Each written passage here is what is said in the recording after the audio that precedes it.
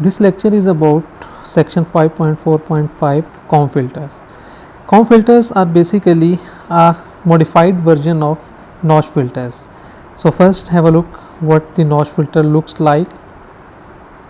Previous video में हम लोगों ने देखा है कि नॉच फिल्टर क्या होता है. तो नॉच फिल्टर बेसिकली क्या होता है कि उसके फ्रिक्वेंसी रिस्पॉन्स में डीप नॉचेस आ रहे होते हैं.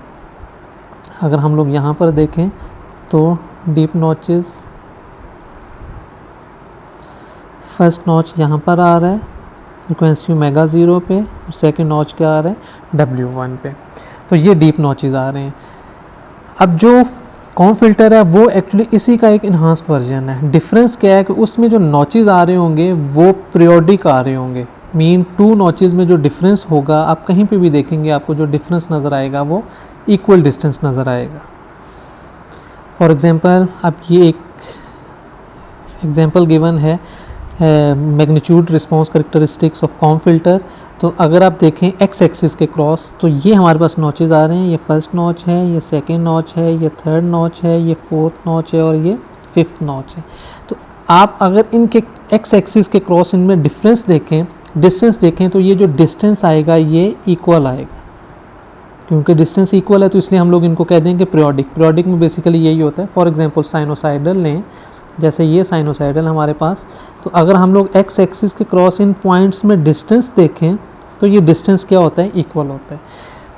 तो एक्चुअली नॉचेस के अंदर जो एक्स एक्सिस के क्रॉस जो डिस्टेंस है वो क्या है, इक्वल है. वाई एक्सिस के क्रॉस हम लोग इतना फोकस नहीं करते.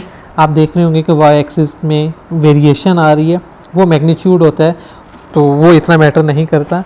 एक्चुअली जो हमें कंसर्न होता है वो एक्स एक्सिस के क्रॉस जो नॉचेस होते हैं उनके जो डिस्टेंस आ रहा है हमें उससे मेन कंसर्न होता है. तो बेसिकली ये होता है कि कॉम फिल्टर. अब इसको नेम कॉम फिल्टर इसीलिए दिया जाता है क्योंकि अगर आप कॉम को देखें तो उसके अंदर जो उसके टीथ होते हैं उनके अंदर जो डिस्टेंस होता है वो क्या होता है, इक्वल होता है. इसीलिए इसको हम लोग जो नेम देते हैं वो कॉम फिल्टर का नेम दे देते हैं. कॉम फिल्टर की बहुत सारी टाइप्स होती हैं. हम लोग एक एग्जांपल को कंसिडर करते हैं जो बहुत सिंपल है. वो हमें गिवन है कि जी मूविंग एवरेज फ़िल्टर. अब मूविंग एवरेज फ़िल्टर बेसिकली क्या होता है, हम लोगों ने प्रीवियसली भी ये डिटेल से देखा है. अगर हम लोग यहाँ पर देखें तो बेसिकली मूविंग एवरेज फ़िल्टर क्या होगा कि जी जो y की वैल्यू n के ऊपर आएगी वो x ऑफ n और few previous x of n के ऊपर डिपेंड करेगी. तो ये है बेसिकली आपके पास मूविंग एवरेज फ़िल्टर. ओके, यहाँ पर हमने एग्जांपल लिया कि सपोज जो y ऑफ n है वो x ऑफ n और previous m x of n के ऊपर डिपेंड कर रहा है.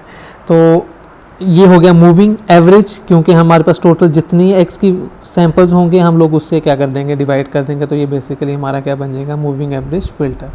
तो इसी एक्सप्रेशन, टॉप एक्सप्रेशन को हम लोग कॉम्पैक्ट फॉर्म में, समेशन की फॉर्म में यूँ भी रिप्रेजेंट कर सकते हैं. तो ये हो जाएगा y of n is equal to 1/m+1 summation for k is equal to 0 to m x of n minus k. तो ये आ जाएगा हमारे पास एक मूविंग एवरेज फ़िल्टर.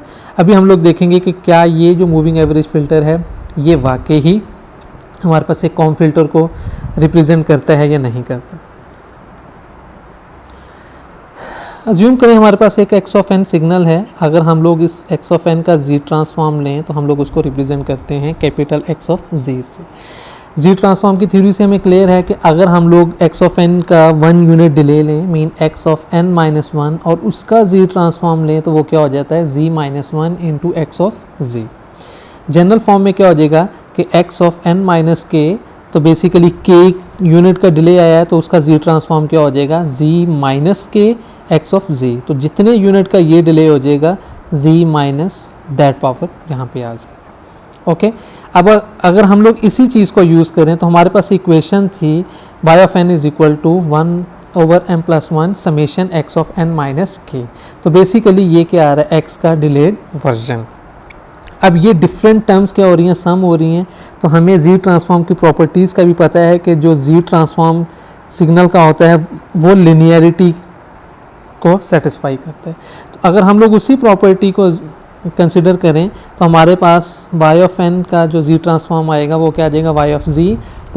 तो नेक्स्ट टर्म का क्या आएगा, 1/m+1 समेशन, इसके लिए क्या आ जाएगा, z-k into x of z आ जाएगा. तो ये आ गया बेसिकली इस टर्म का जी ट्रांसफॉर्म। ओके, अब इस समेशन, ये वाली जो समेशन है ये k के क्रॉस है, x ऑफ z जो है वो कांस्टेंट है क्योंकि वहाँ पे तो k की कोई टर्म नहीं है, तो आप इसको बाहर ले सकते हैं, बाहर लेंगे दूसरी साइड पे आप जाके उसको डिवाइड भी कर सकते हैं। तो बेसिकली हमारे पास क्या टर्म आ जाएगी, y of z over x of z is equal to 1 over m plus 1, तो k is equal to 0 to m z raise power minus k। अब हमें पता है कि y of z over x of z h of z के equal होता है, तो क्या आ जाएगा, h of z is equal to 1 over m plus 1 summation z minus k। तो ये बेसिकली आ गया जो हम लोगों ने मूविंग एवरेज फ़िल्टर कंसिडर किया था उसका z ट्रांसफॉर्म। तो ये आ गया z transform of moving average filter, जिसको नॉर्मली हम लोग m में से भी शो करते हैं। अब अगर हम लोग इसी इक्वेशन को देखें तो यहाँ पे जो ये वाली टर्म है ये बेसिकली क्या है, पावर सीरीज समेशन है, z raise power minus k summation है k is equal to 0 to m plus 1। तो हम लोग अगर इसको सिंप्लीफाई करना चाहें तो हम लोग क्या करेंगे, पावर सीरीज समेशन का फार्मूला यूज़ करेंगे। तो अगर हम सिंपल फार्मूला की तरफ जाएं तो हमें पता है पावर सीरीज समेशन का फार्मूला क्या होता है।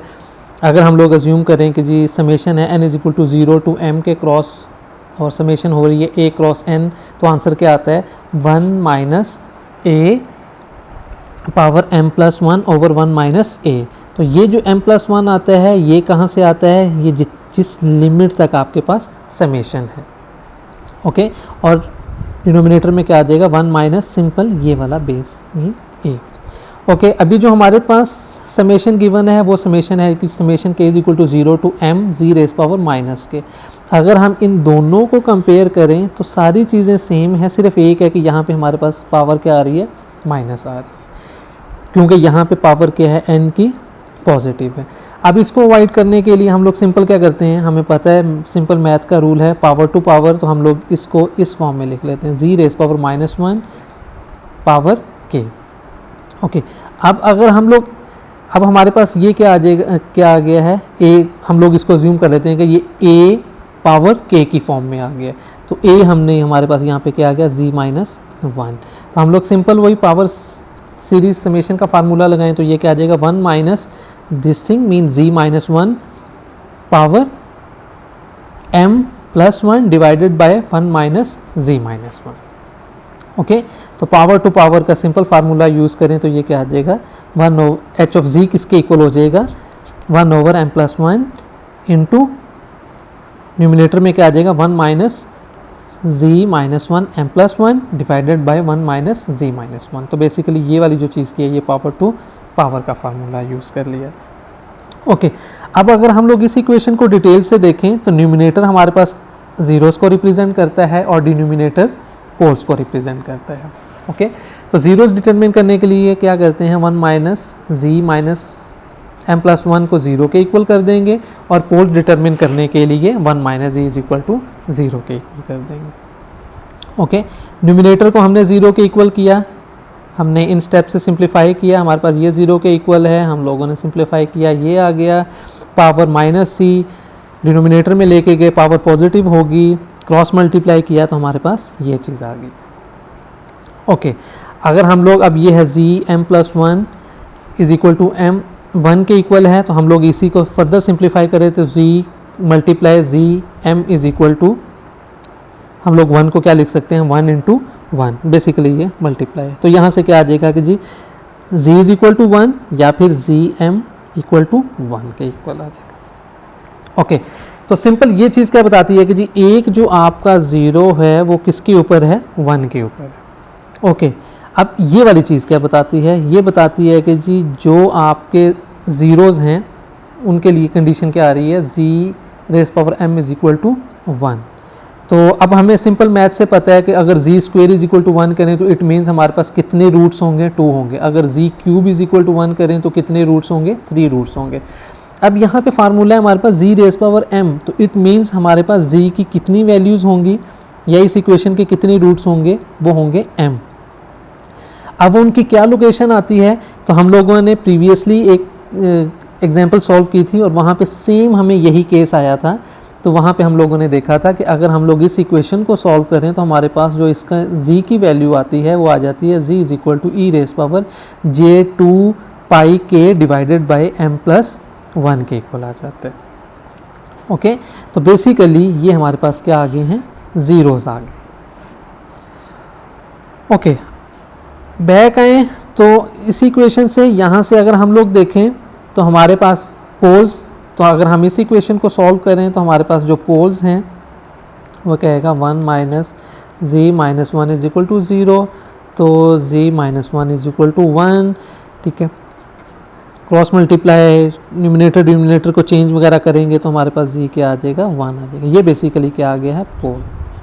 अब देखें, एक आपका पोल है वो है z इज इक्वल टू 1, एक ज़ीरो भी था जो कि आपका z इज इक्वल टू 1 था। तो बेसिकली पोल एंड ज़ीरो दोनों सेम लोकेशन पे आते हैं, तो इसलिए ये दोनों एक दूसरे को क्या कर देंगे, कैंसिल कर देंगे। इसलिए इस पोल का ज़्यादा इफेक्ट नहीं है, क्योंकि ये ज़ीरो के साथ क्या हो जाता है, कैंसिल हो जाता है। ओके, हमारा मेन कंसर्न है ये जो हमारे पास ज़ीरोज़ आए हैं ये वाले। अगर हम पोल ज़ीरो प्लॉट में इनको प्लॉट करें तो हम लोग देखते हैं कि ये क्या चीज़ रिप्रेजेंट करते हैं। ओके, हमारे पास ये आ गए हैं ज़ीरोज़, हमारे पास टोटल ये ज़ीरोज़ आए हैं।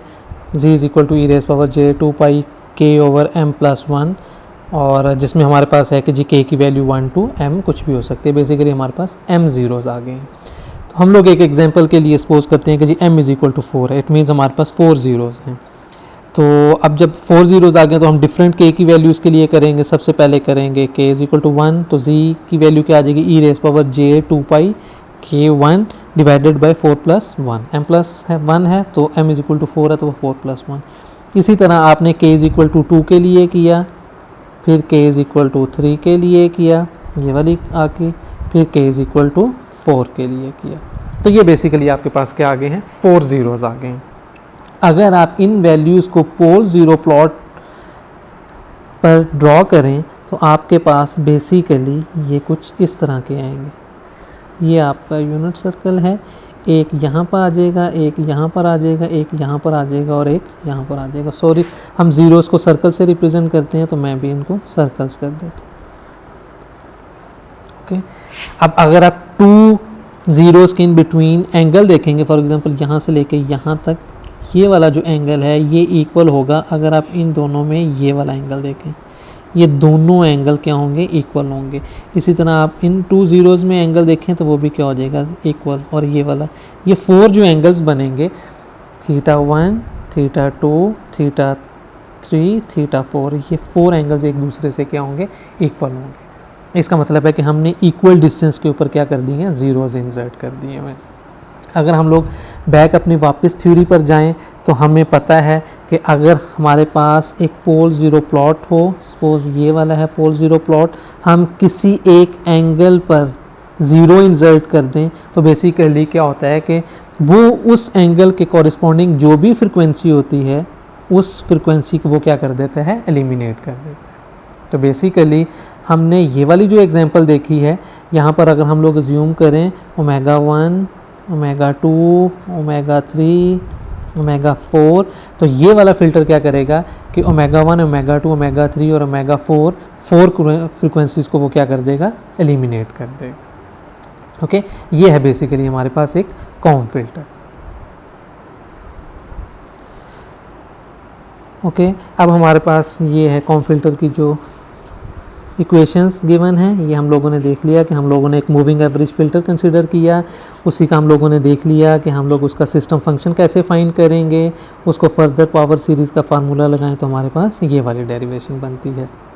अब अगर हमारे पास x ऑफ z आ जाए तो उससे हम लोग x ऑफ ओमेगा भी कैलकुलेट कर सकते हैं। सिंपल क्या करेंगे, z की जगह पे हम लोग क्या पुट कर देंगे, ई रेस पावर j ओमेगा। यहाँ पे नोटेशन हम लोगों ने पहले देखी थी कि हम लोग यहाँ पर सिंपल ओमेगा लिखते हैं जस्ट फॉर रिप्रेजेंटेशन के h ऑफ ओमेगा है। अदरवाइज जब हम लोग इस साइड पर वैल्यूज़ पुट करेंगे, z को रिप्लेस करेंगे तो हम लोग किससे रिप्लेस करेंगे, ई रेस पावर j ओमेगा से रिप्लेस करेंगे। ओके, और सेम यहाँ पे एक वही वाली फिगर गिवन है जो हम लोगों ने पहले भी देखी है।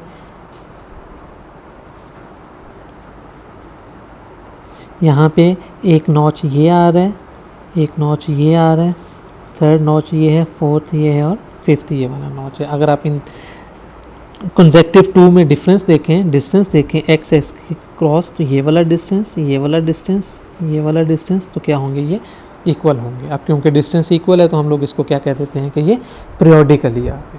ओके, ये पॉजिटिव फ्रिक्वेंसी है, हम लोग ये वाली इस साइड पर ये पॉजिटिव फ्रिक्वेंसी होती है। हमें पता है कि नेगेटिव फ्रिक्वेंसी पर ये एग्जैक्टली मिरर इमेज होता है, तो आपको नेगेटिव फ्रिक्वेंसी पर भी उसी का मिरर इमेज नज़र आ जाएगा।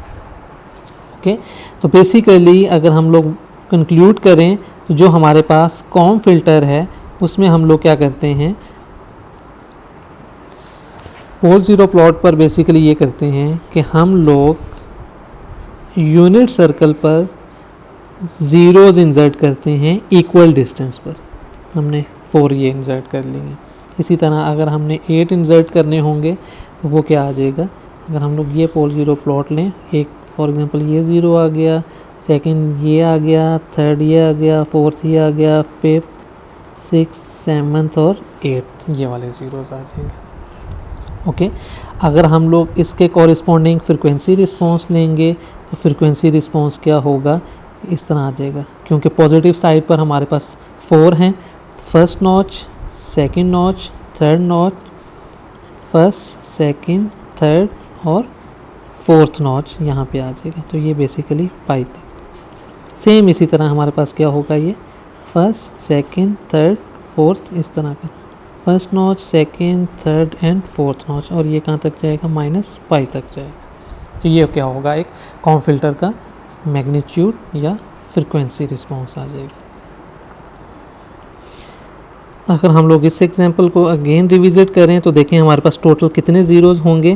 बेसिकली देखा जाए 1 2 3 4 5 5 इस साइड पर हैं और 5 इस साइड पर हैं। इसके जो कॉरिस्पॉन्डिंग आपके पास पोल ज़ीरो प्लॉट आएगा वो बेसिकली क्या होगा, यूँ होगा। ठीक है, ये आपके पास आप इस तरह प्लॉट करेंगे तो इस पर टोटल कितने ज़ीरोज़ होंगे, 10 ज़ीरोज़ होंगे। तो ये था बेसिकली कॉम फिल्टर्स के हम लोग उसके लिए ज़ीरोज़ इंसर्ट करते हैं और हमारे पास पीरियोडिक नॉचेज़ आ जाते हैं। बेसिकली ये एक नॉच फिल्टर ही है, लेकिन इसमें जो नॉचेज़ आते हैं वो क्या होते हैं, पीरियोडिक होते हैं।